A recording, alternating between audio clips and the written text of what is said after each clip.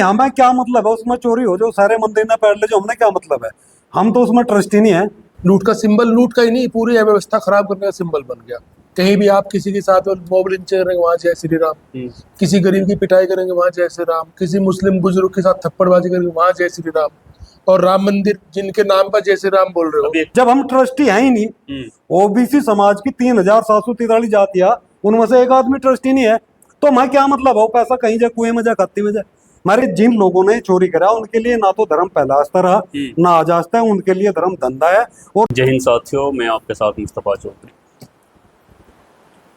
श्री राम मंदिर अयोध्या करोड़ों लोगों की आस्था का केंद्र है और राम मंदिर बनने के लिए बहुत सारे लोगों ने अपना बलिदान दिया। एक लंबी लड़ाई चली, देश में सांप्रदायिक घटनाएं भी हुई और एक बड़ा लंबे समय तक विवादित मुद्दा रहने के बाद 2019 में राम मंदिर बना और 2022 में बनकर तैयार हुआ।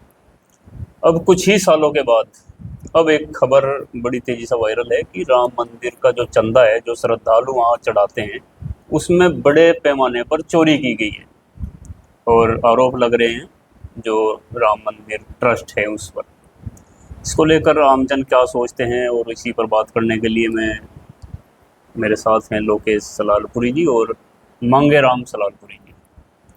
तो लोकेश जी, पहले तो आपका स्वागत है। और कैसे देख रहे हैं ये जो राम मंदिर चोरी का मुद्दा उठा हुआ है, क्या वास्तव में लगता है चोरी हुई होगी? बहुत बहुत धन्यवाद मुस्तफा भाई, बहुत दिन बाद आपसे मुलाकात हुई आज। तो राम मंदिर की चोरी का तो दरअसल मुझे कुछ पुरानी फिल्में याद आ गई।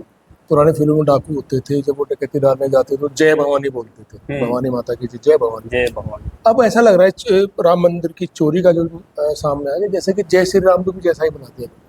जय श्री राम, उसके आड़ में आप कुछ भी अनैतिक अवैध कुछ भी काम कर दो, कहीं किसी की पिटाई कर दो, लूट का सिंबल बना दिया गया। लूट का सिंबल, लूट का ही नहीं, पूरी व्यवस्था खराब करने का सिंबल बन गया। कहीं भी आप किसी के साथ मोब लिंचिंग करेंगे वहां जय श्री राम, किसी गरीब की पिटाई करेंगे वहां जय श्री राम, किसी मुस्लिम बुजुर्ग के साथ थप्पड़बाजी करेंगे वहां जय श्री राम। और राम मंदिर जिनके नाम पर जय श्री राम बोल रहे हो। अभी एकता जी और घटना में इसमें ऐड कर दूं, अभी आज ही कल से एक वीडियो काफी वायरल है जिसमें एक भंडारे के दौरान एक मुस्लिम बुजुर्ग वो थाली लेकर आया तो उससे जय श्री राम के नारे बोले, तब उसको पूरी दी गई। मतलब ये एक, मैं समझता हूँ, मैं भी हिंदू हूँ भाई, और जय श्री राम के नाम पे, इसके नाम पे इससे निकृष्ट घटना कुछ नहीं हो सकती। आप भंडारे में ऐसा कर रहे हैं तो मुझे इनकी अकल पे ताज्जुब हो रहा, ये कहाँ चले गए, किस कदर ये गिर चुके ये लोग। ये जो एक तरह के, जो सारे नहीं है, आम हिंदू को लेना देना नहीं है, जो अपने काम से फुर्सत नहीं है, लेकिन ये जो सरकारी हिंदू टाइप लोग हैं, ये क्या करना चाह रहे हैं, देश को कहाँ ले जाना चाह रहे हैं, बस कुछ समझ में किसी के नहीं आ रहा है। अब कुल मिला के यही है कि जय श्री राम, जय श्री राम की आड़ में आप कुछ भी करें। राम मंदिर जैसी चीज, इतनी पवित्र चीज, आस्था की चीज थी, जिसे भाजपा खुद कहती थी कि आस्था का मामला, कानून का बीच में कोई मामला नहीं। सरकारें गिराई, सरकारें बनाई जिस मंदिर के नाम पूरे भाई साहब 89 तक हिंदुस्तान चीन से बहुत आगे था। 89 के आसपास ही मामला शुरू हुआ राम मंदिर का। उसके बाद में आज आप देख लो चीन कहाँ है, हम कहाँ है। चूंकि देश में दंगों का, जहाँ जहाँ कोई रथ यात्रा निकल रहा है, कहीं कुछ हो रहा है, दंगे, कत्लेआम, एक पूरी तरीके से आपने सांप्रदायिक तनाव पैदा कर दिया। अब जब भी किसी देश में सांप्रदायिक तनाव या कोई कानून व्यवस्था की स्थिति खराब रहती है तो उस देश की तरक्की तो लगभग नामुमकिन भी होती है। इनके देश के जो प्रमुख दो धर्म हैं, हिंदू और मुसलमान, इन्हीं दूसरे नंबर पे मुसलमान आते हैं, दोनों के बीच एक खाई भी इसने इस जो आंदोलन चलाए, मस्जिद बनाम राम मंदिर, खाई हुई है, इसमें कोई शक नहीं है। लोगों के मन में नफरतें भी आई हैं, एक दूसरे को लेकर अविश्वास बढ़ा है। हालांकि जितनी इन्होंने कोशिश की है, मैं फिर कह रहा हूँ इस बात को, क्योंकि हम अपने आसपास देखते हैं, जहाँ और आप रह रहे हैं, ये तो हिंदू मुस्लिमों का काफी घनत्व वाला इलाका है। हम अपने आसपास यहाँ भी देखते हैं, ऐसा भी नहीं है कि बिल्कुल लोगों में नफरतों की तलवार खींची हो। लोग आपस में हिंदू मुस्लिम बैठते हैं, बातचीत करते हैं, मिलते जुलते, कारोबार सब चीज सबकी चल रही है। लेकिन परसेप्शन जो बनाया गया वो बहुत खतरनाक है, और ये परसेप्शन इस देश के लिए, समाज के लिए, हमारे पूरे सिस्टम के लिए बहुत खतरनाक है। और परिणति तो आपके सामने, आपने राम मंदिर का मुद्दा भी कहा। अगर आप राम जैसी एक मंदिर है जो आस्थाओं का केंद्र है पूरे हिंदुओं की, बल्कि मुसलमान भी कोई उस आस्था से दूर नहीं है, वो ठीक है वहाँ पूजा पद्धति नहीं में शामिल नहीं है, लेकिन उन्हें भी रामचंद्र से कोई दिक्कत नहीं है। क्योंकि मुझे, हम जब छोटे छोटे थे, रामायण सीरियल चलता था, क्या हिंदू क्या मुसलमान सब एक बैठ के देखते थे, सड़कें खाली आती तब। अब तो वो भी दौर पीछे छूट गया, जो बाबरी मस्जिद और राम मंदिर, जो वो भी समय बीत गया, भूल गए उसको लोग। वक्त जो है ना हर चीज को भुला देता है, ये भी दौर है खराब, ये भी चला जाएगा। लेकिन वर्तमान में जो स्थिति है, और उसमें निकृष्ट स्थिति है कि आप मंदिरों जैसी चीजों का चढ़ावा चंदा सब चोरी कर रहे हो, उसे खा रहे हो। अरे शर्म आनी चाहिए। एक और भी है इसमें, कुछ लोगों को भी जानकारी है, शिलाएं आई थी बहुत सारी, तब इन्होंने जगह जगह से घूम के शिलाएं आई थी जो राम मंदिर में स्थापित होनी थी, वो भी गायब बताया जा रहा है। अभी कंफर्म नहीं हुआ, लेकिन खबर है कि वो गायब है। इससे पहले भी एक मंदिर में बहुत बड़ी मात्रा में सोना गायब केदारनाथ से हुआ था, केदारनाथ में होता है, ज्यादा पुरानी बात नहीं होगी। ज्यादातर नेता एक बात याद दिलाते हैं चुनाव के समय लोगों को कि अरबी आक्रांता, विदेशी आक्रांताओं ने मंदिरों को लूटा। खास तौर से महमूद गजनी का नाम लेते हैं जो अफगानिस्तान से आया था। तो अब तो गजनवी या विदेशी आक्रांता ऐसी भी कोई चीज़ नहीं है। अगर फिर वही जो आस्था रखने वाले लोग हैं, अगर वही इस तरह की हरकत करें, तो गजनी में, विदेशी आक्रांताओं में, और जो इस तरह के अंजाम दे रहे हैं, उनमें क्या फर्क देखते देखो, हैं? दो चीजें इसमें दो सवाल खड़े होते हैं। पहला सवाल ये है कि भाई मोहम्मद गजनई या जो मोहम्मद गुरी कोई भी आगा आपको लूट के चला गया, जी, अरे मुट्ठी भर लोग आते थे, वो कैसे लूट के चला गया? लूट के गया, इसमें कोई शक नहीं, इतिहास बताता है। लेकिन क्यों, आखिर क्या वजह थी? आप कहाँ थे? कुछ लोगों का सहयोग आप रहा तो सो होगा। कॉल्ड पावरफुल लोग थे। हम्म, उनकी तलवारों में मतलब ऐसे ऐसे भी योद्धा बताए जाते हैं जो सर कटने के बाद भी लड़ते रहे, ऐसा बताया जाता है। और बताया जाता है कि मतलब बहुत बहादुर थे महाराणा प्रताप जैसे बहादुर भी इस धरती पे हुए हैं, बहुत लोग बहादुर हुए। उसके बावजूद अगर आप सोमनाथ में अगर वो गजनी लूट के चला गया, मोहम्मद गोरी लूट के चला सारे मंदिर, तो भाई क्यों लूट के चला गया? सवाल तो है, आखिर क्या वजह थी? और जो समय आज है, ऐसे समय में क्या गजनी खुद बने बैठ गए? अब आप मतलब लगता है शायद तो बहुत छोटे लुटेरे थे मोहम्मद गजनी, या जितने भी आए, जितने आप विदेशी आक्रांता बोलते हैं, तो मुझे लगता है वो तो बहुत छोटे लुटेरे थे। वो तो आप नहीं, वो तो भक्षक थे। भक्षक अगर थे। रक्षक ही लूटने आप तो लगे, रक्षक हैं खुद, और आप ही लूट रहे हो, आप ही के नाम पे ये तो सब उससे कुछ भी है। बड़ी बुरी बात होगी। अगर आप एक मंदिर के पूरे सिस्टम के जिम्मेदार पद पर बैठे हैं कि भाई इतना जनता का पैसा, जनता जो अपनी श्रद्धा से दे रही है, वहां चढ़ावा कर रही है, आप उसमें से लूट मार रहे हो, आप उसे हजम कर रहे हो, आपका पेट उसमें भी नहीं भर रहा है, तो फिर तो शर्मनाक स्थिति है। कहा गया वो नारा जब भी वो चुनाव से पहले कि जो राम को लाए हम उनको लाएंगे, जो राम का नहीं वो किसी काम का नहीं। जो राम का नहीं वो किसी काम का नहीं, जो राम को लाए हम उनको लाएंगे। वो चुनाव से पहले गाना नहीं बजता था बहुत ज्यादा? क्या ये सब इसीलिए था? तो क्या वो सब इसीलिए था क्या? अब क्या कहेंगे, अब किस बात का जवाब देंगे और किस मुंह से जवाब देंगे? तो मांगेराम जी, आपका क्या सोचना है इस जो खबरें हैं कि 200 करोड़ और इससे भी ज्यादा की बात आरोप अब लगने लगे हैं? धन्यवाद। और कैश भी बरामद हुआ है किसी शख्स से, वो गाय के गोबर में छुपा के रख दिया। भाई मुस्तफा चौधरी जी, इस मुल्क का दुर्भाग्य है कि ये मौजूदा सरकार, इसकी पैदाइशी उस मंदिर की वजह से हुई। ये तो बहुत छोटी चोरी है। इससे पहले ने जमीन की खरीद फरोख्त में अयोध्या में उसमें भी करोड़ों रुपए का गबन के एक ही दिन में वो कई गुना दाम बढ़ गए। बहुत बड़ी चोरी उसमें हुई। और मुझे लगता है कि मोहम्मद गजनी या गोरिया जो भी आक्रांता है, वो तो बहुत कम पैसा यहाँ से लूट कर लेकर गए। इन लोगों ने इस धर्म के धंधे की आड़ में ओबीसी आरक्षण तक चोरी करा। एक दौर था जब ये मुल्क आजाद हुआ तो ओबीसी आरक्षण का प्रावधान आर्टिकल 340 में कराया गया कि ओबीसी समाज से आरक्षण दिया जाए। अब 52 में चुनाव हुए तो फिर इनसे अधिकार देने की बजाय ओबीसी समाज से काका कालेलकर आयोग की रिपोर्ट तैयार करी गई। 57 में बनी, 77 तक जो प्रधानमंत्री रहा उस हवा रिपोर्ट लागू नहीं करी। फिर आते आते 1990 के दशक में जाकर के 27 नहीं, इसमें थोड़ा खेल हुआ।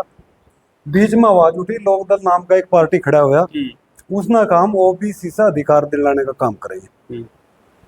जैसा ही वो सत्ता में आया तो उन्हें कहा कि काका कालेलकर आयोग की रिपोर्ट तो पुरानी होगी, क्योंकि 57 बनी, 77 20 साल हो गए थे, कि हम दूसरी रिपोर्ट तैयार करेंगे। वह ठंडे बस्ते में फेंक दी आराम करने के लिए। और फिर मंडल कमीशन आयोग बनाया, उसे रिपोर्ट दी, 77 में बनाया, 80 में रिपोर्ट दी, ओबीसी इतने परसेंट है, इतना आरक्षण चाहिए। तो उससे अधिकार देने की बजाय भारतीय जनता पार्टी का उसी समय जन्म हुआ और इन्हें मंडल कमीशन आयोग के विरोध में कमंडल आंदोलन चला, राम रथ मंदिर यात्रा, यात्राएं यात्रा। निकाल ली, और वह यात्रा जहां तक गई उसमें ज्यादातर कत्लेआम हुए। और ओबीसी आरक्षण का मामला कहीं ना कहीं दबकर नहीं, है। ये कमंडल यात्रा राम मंदिर को लेकर के निर्माण को लेकर निकाली गई थी। नहीं, वो आप राम मंदिर का निर्माण कह सके, मैं कहूं कि ओबीसी के आरक्षण का बेड़ा गर्क करने के लिए निकाली। मंडल कमीशन को दबाने के लिए। नहीं, ओबीसी का रिजर्वेशन दबाने के लिए। आज भी जो आधा अधूरा रिजर्वेशन ओबीसी ने मिल रहा, वो लोकसभा विधानसभा में तो है नहीं। थोड़ा बहुत है, कई चुनाव में आपका जिला पंचायत सदस्य हो गया, आपका बीडीसी हो गया, प्रधान हो गया, यहाँ तक है, ऊपर आरक्षण नहीं है। और ये आरक्षण किसी काम का नहीं है अगर हमारा प्रतिनिधित्व है लोकसभा विधानसभा में नहीं है, और जिसका रिप्रेजेंटेशन खत्म कर दिया जाएगा तो वो एक तरीके से नपुंसक समाज कहा जाएगा। क्योंकि ओबीसी समाज इस मुल्क में 52.5% है। खैर, आपने मंदिर का मुद्दा शुरू करा, चोरी का मुद्दा शुरू करा, तो मैं ये कह रहा कि उस चोरी से बड़ी चोरी ओबीसी समाज के आरक्षण की हुई। सोना चला गया, पैसा चला गया, वो एक अलग चीज है, ये तो दौड़ते लूट कर रहे। और जो विदेशी आक्रांता इस मुल्क में आए, वे भी अपनी मर्जी से नहीं आई, वे भी बुलाए गए। खासतौर से उनका निशाना मंदिर ही क्यों रहा? थोड़ा सोचो, क्योंकि मंदिर की जिम्मेदारी जो आज जिन लोगों पे है, हजारों साल पहले भी उन्हीं लोगों पर ठेकेदारी थी। ये लंबे समय से आरक्षित लंबे समय से आरक्षित है। मैं लंबे समय से ही भीख की जगह चोरी का पैसा खाना पसंद करा, जो आज भी चल रहा। तो इसमें थोड़ा सा अगर देखा जाए कि शुरू से ही मंदिरों पे चोरों का कब्जा रहा, और इनकी जो धंधा है, इनकी कमाई है, हमेशा इस पैसे से ही चलती आई। ये चोरी कोई सामान्य चोरी नहीं है, और ये पहली चोरी भी नहीं है। इससे पहले भी बहुत सारी बार मंदिरों में चोरी करी गई, और इन लोगों ने अपना घर भरने का काम करा। जैसा आज 2026 में हो रहा है, ऐसे ही 2025 में भी हुआ, और अनेक बार अगर आप हजारों साल पीछे जाएंगे, जब भी यही प्रक्रिया थी और यही इन लोगों की दिनचर्या थी। तो कुछ ऐसा भी लगता है आपको कि भाई इसको ऐसे ही दबा दिया जाएगा, और जो दोषी हैं जिन्होंने चुराया उनको सजा मिलेगी, वो सामने भी आएंगे कभी? कौन देगा या किसी दूसरे लोगों को फंसा दिया नहीं, जाएगा? कौन देगा सजा? सजा देने वाले इसमें शामिल है। एसआईटी का गठन किया है, वो जांच हो रही है। देखो, एसआईटी की गठन करने वाले भी लोग नहीं है। मुख्यमंत्री के मार्गदर्शन में और उनके आशीर्वाद नहीं, हमें क्या मतलब है उसमें चोरी हो जो सारे मंदिर ने पैर ले, जो हमने क्या मतलब है? हम तो उसमें ट्रस्टी नहीं है। ओबीसी समाज का आस्था तो है, आस्था अपनी जगह है। आस्था चोरी नहीं हुई, चोरी मंदिर में हुई, पैसे की हुई। जब हम ट्रस्टी नहीं है, पैसा किसका है? वो तो आस्था श्रद्धालुओं का है ना, जिन लोगों की आस्था है वही तो लोग पैसा देते हैं। श्रद्धालुओं का पैसा कोई सड़क में थोड़ा ही लगेगा, वो मकानों में थोड़ा ही लगेगा, बिल्डिंग में थोड़ा ही लगेगा, वो तो इनके खातों में जाएगा। जब हम ट्रस्टी है ही नहीं, ओबीसी समाज की 3743 जातियां, उनमें से एक आदमी ट्रस्टी नहीं है, तो मैं क्या मतलब है? पैसा कहीं जाए, कुएं में जाए, खाते में जाए, हमारे किस काम का पैसा? बताइए। चोरी हो ना हो तब भी आपने उसका कोई हमारे किस काम का है ये बताओ आप। मेरे वो पैसा, मैं कह रहा हूँ पूरी जिम्मेदारी के साथ, ओबीसी समाज के किसी काम का नहीं है। वो कुएं में जाए, खाती में जाए, ब्राह्मणों की जेब में जाए, वो कहीं भी जाए, मैं क्या लेना देना उसका? तो आस्था से खिलवाड़ नहीं मानते इसको? नहीं, आस्था से खिलवाड़ उनकी होगी जिनके लिए आस्था है। मैं तो ये कह रहा हूँ कि जिन लोगों ने चोरी करा उनके लिए ना तो धर्म पहला आस्था रहा, ना आज आस्था है, उनके लिए धर्म धंधा है, और धंधे के हिसाब से वो लोग इसे इस्तेमाल कर रहे। मैं पूरी जिम्मेदारी के साथ कह रहा, अगर आस्था होती तो आस्था में थोड़ी सी ईमानदारी भी होती, वो थोड़ी सी वहां पैरा भी होता कि टेम पे सीसीटीवी की फुटेज गायब कर दी गई। आप ये कह रहे हैं कि जिन लोगों की आस्था है वो तो चंदा देते हैं, और जिनकी आस्था नहीं है वो चोरी करते हैं?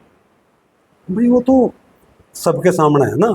अगर चोरी एक बार होती तो मैं मान जाता कि हाँ भाई चल गलती से होगी, ये तो बार बार हो रही।